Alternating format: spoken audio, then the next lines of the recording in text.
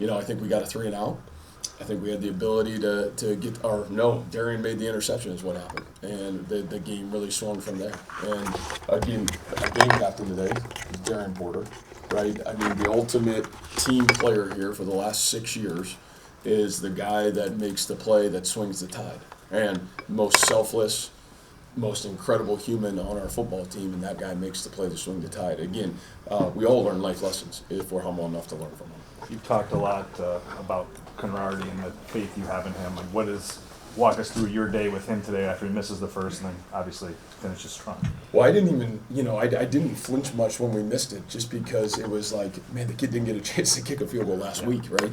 And so I was just glad that it was still a 2-score game. I think it was 13-0 is what it was. And, so I thought from my end of it, I'll be honest with you, I didn't think anything of it. And I just have such faith in him because I think you guys that cover us, we talked about it, is, man, I watched this guy kick a 64-yarder in the last fall camp in a 2-minute drill right at the end of the scrimmage.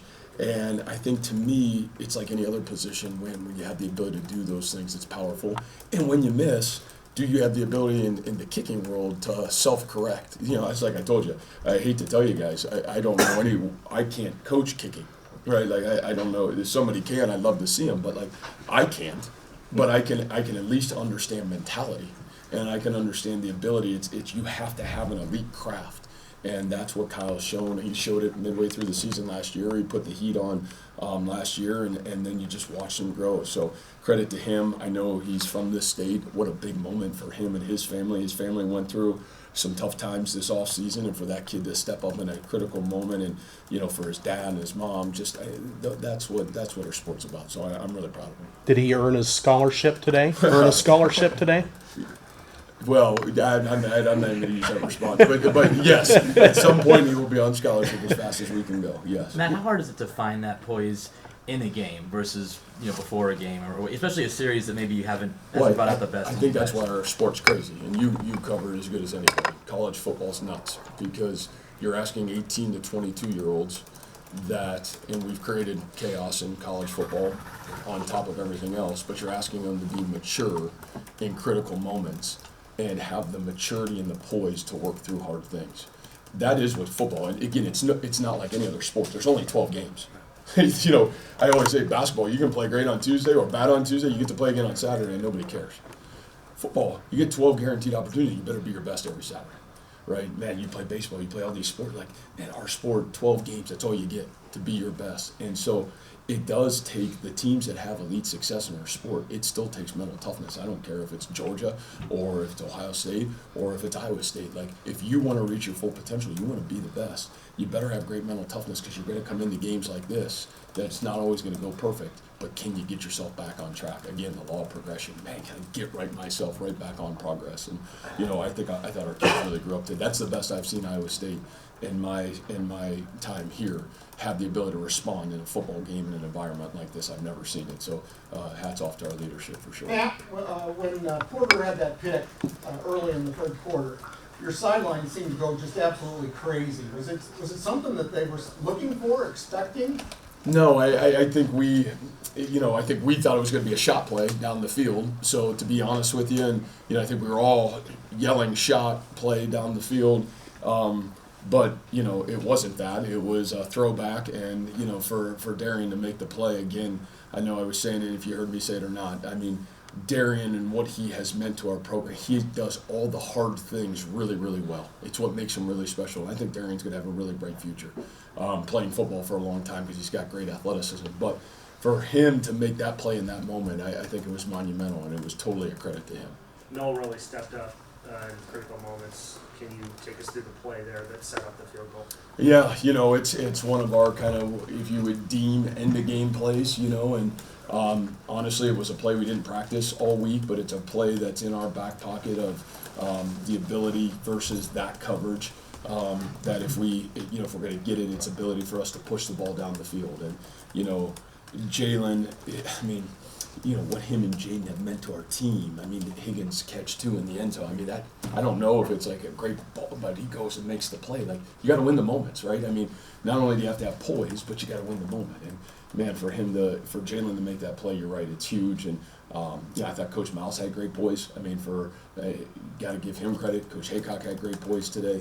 I thought those guys did a great job calling the game. They just kept plugging away. And again, we're playing a really good football team in a really hard environment. And so for our kids to be able to hang in there and make the plays that they needed to make in critical moments, I thought it was big. How did you guys have success in the red zone defensively, especially early? Yeah, you just got to play the next play. Our theme, and you probably heard me say this. I'm sure you'll be all over me at some point, but I still believe this. It's like you got to win one moment at a time. You got to win one play at a time, and you certainly have to win one situation at a time. And if I looked at last week, I didn't think we did a great job situationally. On offense we were able to do some good things, but on defense, I think we kind of left there saying, man, that's not the defense we want to be or we believe we can be. And it was something we talked about a lot internally this week was, man, we got to be better situationally. Like, let's not worry about the scoreboard. Let's just worry and play whatever situation comes our way. Let's play the situation out. And that's, I think you've covered us enough to know, man, we do a lot of that in fall camp. We play a lot of situational football. I try to create as much chaos as I can in practice for the opportunity that this is kind of game. And you got to be ready to get to 2-minute offense, or you got to get ready to go down and play in the goal line. And you got to play. Sudden change today happened on both sides of the ball, and we were able to respond. And so, again, our credit to our coaches and our kids to hang in there and make those plays. But I thought we grew there, again, week 1 to week 2. I thought we made good steps defensively today for sure. For the most part of that. Rocco at halftime. Yeah, man, just hang in there. I really felt like we were moving the football. I think you look at the video, like, daggone, like even on the 1 yard line, like we got it to 3rd and 2, right? I mean, the first drive of the game, and you can't be in any worse spot to get the ball to start the game, right? At the 1 yard line down there with, everybody screaming at you, which didn't sound like they were saying nice things to anybody, but the reality of it is, like, man, I thought we were moving the ball. We were hurting ourselves on 3rd down in pre-snap operation. Not even the play, not even like the play. It was the pre-snap operation. So, I just said, man, hang in there. We felt like we got this whole game plan. We got all these good plays, and we haven't even got to call half of them because we're kind of screwing it up. So, it was really just hang in there. And again, what makes Rocco special? Nobody's brought his name up, but like, what makes that guy special? What you saw today is what makes that guy special. To be able to come back, man, you throw an interception in the first half, and to be able to come back and have the poise and the discipline, and some of those throws he made were incredible in the second half. So really proud of Rocco. For the first 3 quarters, they had good success running the ball, but in the 4th quarter, you guys stopped them. What adjustments did you guys make defensively to slow that down? Yeah, I just think we had to be a little bit. They were really doing a great job into the boundary with the run game, and we were almost like they were able to get a hat for a hat. We were able to plus and get an extra hat there. We made some good adjustments late in the 3rd quarter.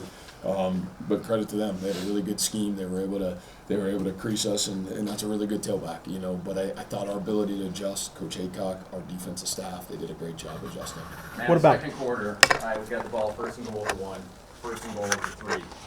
Comes out with 6 points out of those 2 sequences. Can you take me through those 2 sequences and how big that is to go into halftime down just 2 scores? Yeah, and that's what I was saying. I really felt that was the game. That's why I didn't even notice that, and to be honest with you, that Kyle missed the field goal. I was just glad we were able to put a great 2-minute drive together at the end of the half. I thought it gave us some confidence.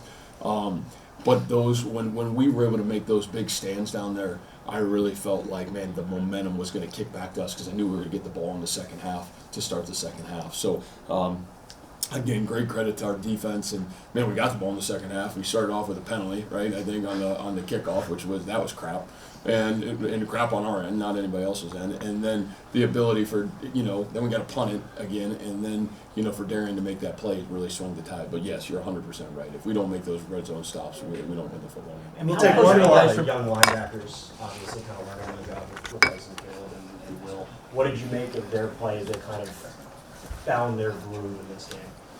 Yeah, I think the biggest thing that I would just say is, that's hard. Yes, a true freshman to start his first game here at Iowa, right?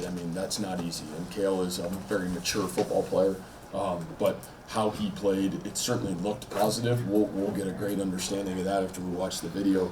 I mean, to watch what, some of these guys are doing that we're asking to step up, and, those guys who covered us, I mean, our 3 starting linebackers are out, right? Like, I mean, Carson Willich is out, obviously Will McLaughlin is out, and then Caleb Bacon's out. I mean, so you had 3 starting linebackers that are out, and the young men that have stepped up, Cooper Ebel, man, he's been exceptional. I thought he played really good last week. I thought he played really good again today.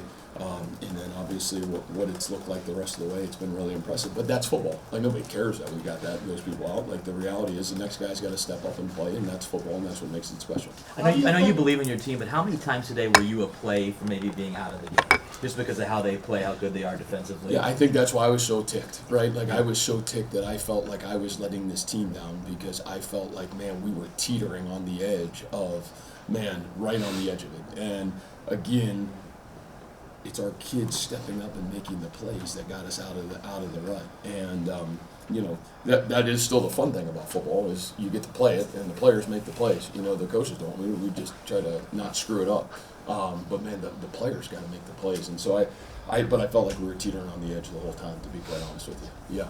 Matt, what do you think your players will take away from this day? Yeah, I think that we grew forward. And again, I think this is hard. Like, and I'm going to just say this probably respectfully. Like, our goal is not to win one game. Like, I know I've been here for 9 years, and I probably tick our fan base. Like, I'm not trying to win one game. I'm trying to win them all. And the reality of it is, we haven't won a championship here. We're trying to create a championship mentality, and we've been damn close here. But we got a lot of work to do if we want to continue to be that team. Great teams get better every week, and we made great growth between week 1 and week 2.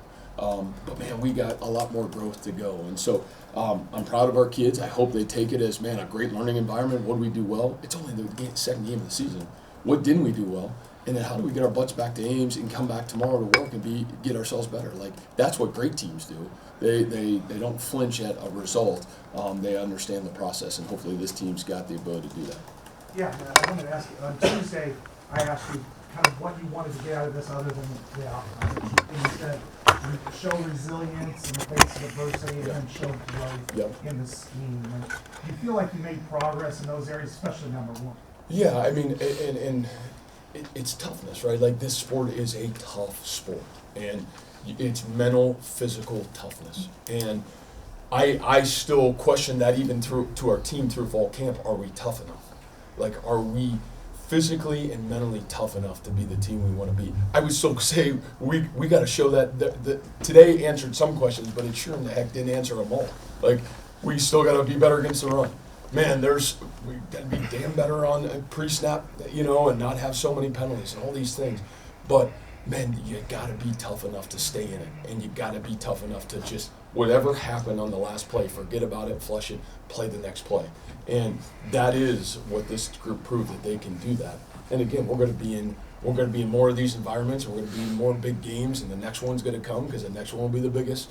And yet, man, can you grow? Are you tough enough to keep getting better? Do you stay curious? Do you stay excited to learn and want to continue to get better? Or, man, is this some great achievement? It's a win, and it's the second game of the season. Keep moving forward. It's a rivalry game. That's exciting. It's awesome, all those things. But it's the next game. And so I think the mentality piece, you're right. It was huge to watch this team do that for 60 minutes, and their resolve was awesome to watch.